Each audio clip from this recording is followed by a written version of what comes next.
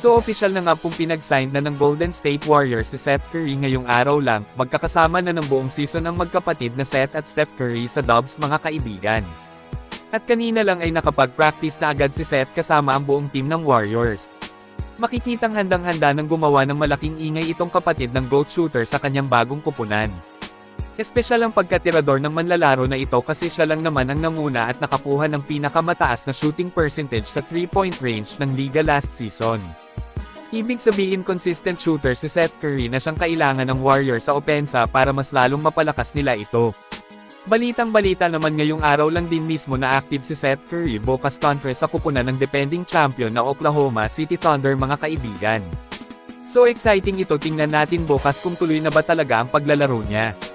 Samantala anyway naman na kanina ng Warriors si Jackson Rowe, kasunod naman ang paglabas ng balitang kukunin nila ulit itong si LJ Cryer bilang kapalit kay Jackson Rowe.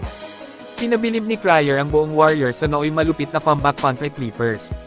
Kung saan isa si LJ Cryer sa dahilan kaya nanalo pa rin ang GSW sa larong ito, talo na sana nanalo pa sila. Isa si Kerr sa humanga sa naging performance ni Cryer kaya isa sa malaking dahilan kung bakit kinuha nila ulit ang magaling na manlalarong ito. Walang birong mahusay naman talaga siyang maglaro, nag-iingay ang pangalan sa G-League, may mataas din na kumpiyansa na masasabing handang-handa na ang kanyang laro sa NBA. Mahusay na playmaker si Cryer, mabilis din siya at may tira. Nakikita natin sa kanya ang galaw ni Ty Jerome, talagang may laro at mataas ang basketball IQ. May kakayahang guluhin ang depensa ng kalaban. Para sa akin perfect addition siya sa Dubs.